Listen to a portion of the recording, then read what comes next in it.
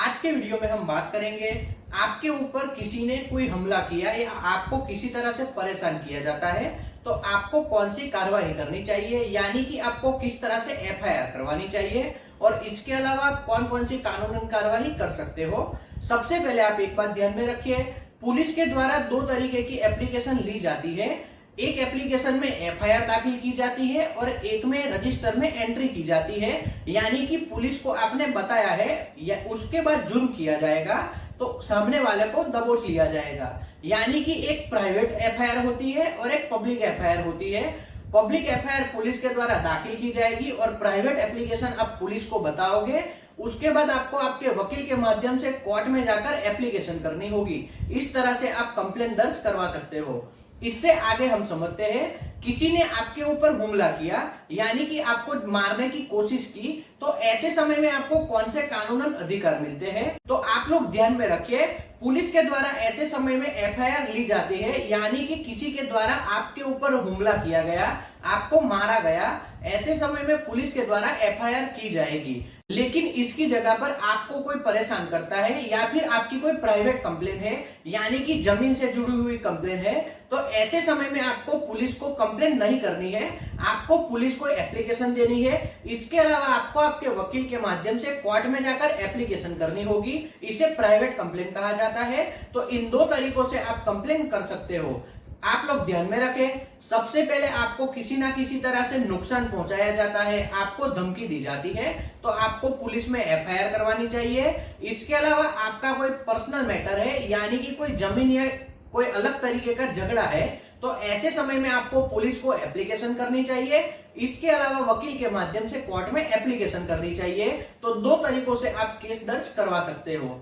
इससे आगे एक बात समझते हैं, आपको किसी ने मारा है, ऐसे समय में आपको क्या करना चाहिए। सबसे पहले किसी के द्वारा आपको नुकसान पहुंचाया जाता है, आपको मारा जाता है, आपको जान से मारने की कोशिश की जाती है, तो आपको ऐसे समय में किसी से भी डरे बिना आपको तुरंत अस्पताल में भर्ती हो जाना चाहिए। वहां पर आपको ट्रीटमेंट लेनी चाहिए और डॉक्टर को बताना चाहिए कि आपके साथ किस तरह से व्यवहार किया गया है। उसके बाद डॉक्टर के द्वारा तुरंत पुलिस को बुलाया जाएगा और पुलिस के द्वारा अस्पताल में आकर आपकी एफआईआर ली जाएगी, यानी कि आपकी जो कंप्लेन होगी वो पुलिस वाले सामने से अस्पताल में आकर दाखिल करेंगे। तो आपको ध्यान में रखना है, किसी के द्वारा आपको नुकसान पहुंचाया जाता है, यानी कि किसी भी तरह से मारा जाता है, तो आपको तुरंत अस्पताल में जाकर भर्ती हो जाना चाहिए और अस्पताल में सही से ट्रीटमेंट लेनी चाहिए।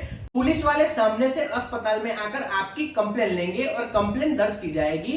उसके बाद आगे की कार्रवाई की जाएगी। तो आपको इस बात को भी ध्यान में रखना है। अब इससे आगे हम समझते हैं, किसी भी वक्त पुलिस के द्वारा आपकी एफआईआर ली जाती है तो आपको किस तरह से काम करना है। सबसे पहली बात, आपके साथ जो भी घटना घटी है, यानी कि आपको जिसने परेशान किया है, उसकी पूरी डिटेल आपको पुलिस को देनी चाहिए। कितने बजे आपके साथ इस तरह का व्यवहार किया गया है वो भी आपको पुलिस को बताना चाहिए। इसके अलावा जितनी भी आपके पास इंफॉर्मेशन रहती है वो सब आपको पुलिस को लिखवा देना चाहिए, यानी कि पुलिस को सबसे पहले जो उसमें जांच करनी है उसमें पुलिस को हमें सपोर्ट करना चाहिए, तो पुलिस हमें जस्टिस दिलवाती है। इससे आगे एक बात समझते हैं, बहुत सी बार देखा जाता है पुलिस वाले की सामने वाले के साथ मिली भगत होती है, पुलिस सामने वाले के साथ मिल गई होती है और आपकी एफआईआर नहीं ली जाती। तो ऐसे समय में आपको लोकल पुलिस स्टेशन की जगह पर उसके ऊपरी अफसर के पास जाकर एप्लीकेशन देनी चाहिए और बताना चाहिए कि नीचे के पुलिस स्टेशन में मेरी एप्लीकेशन नहीं ली गई, यानी कि मुझे न्याय नहीं दिया गया। उसके अलावा ऊपरी अफसर आपकी एप्लीकेशन नहीं लेता। बहुत सी बार देखा जाता है ऊपर वाले अफसर भी आपकी एप्लीकेशन नहीं लेते। तो ऐसे समय में आपको क्या करना है, आपको तुरंत आपके वकील को मिलना है और वकील के माध्यम से सी के तहत कोर्ट में आवेदन करना है।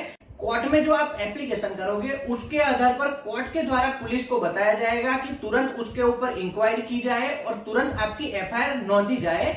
तो ऐसे समय में कोर्ट के द्वारा ध्यान में लिया जाएगा, यानी कि संज्ञान लिया जाएगा और पुलिस को बताया जाएगा कि तुरंत उसका रिपोर्ट कोर्ट में सबमिट किया जाए और आपके साथ जो घटना घटी है उसके ऊपर तुरंत कंप्लेन दर्ज की जाए।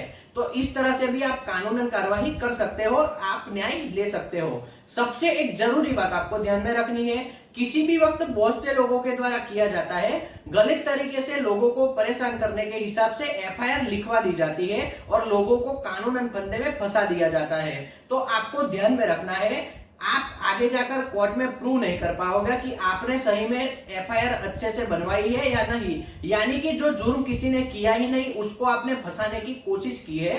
तो ऐसे समय में अगर कोर्ट में साबित होता है सामने वाले ने किसी भी तरह से जुर्म नहीं किया तो आपको भी जेल में जाना होगा। यानी कि किसी के भी द्वारा आपको परेशान नहीं किया जाता, तो आपको गलत तरीके से उसको परेशान करने के हिसाब से कभी भी एफआईआर नहीं लिखवानी चाहिए, क्योंकि इसमें आप भी फ्यूचर में फंस सकते हो।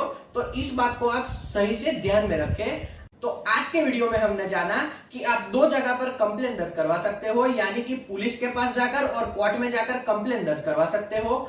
इसके अलावा पुलिस के द्वारा आपकी कंप्लेन नहीं ली जाती तो आपको किस तरह से कंप्लेन लेनी चाहिए और कोर्ट में क्या कार्रवाई करनी चाहिए।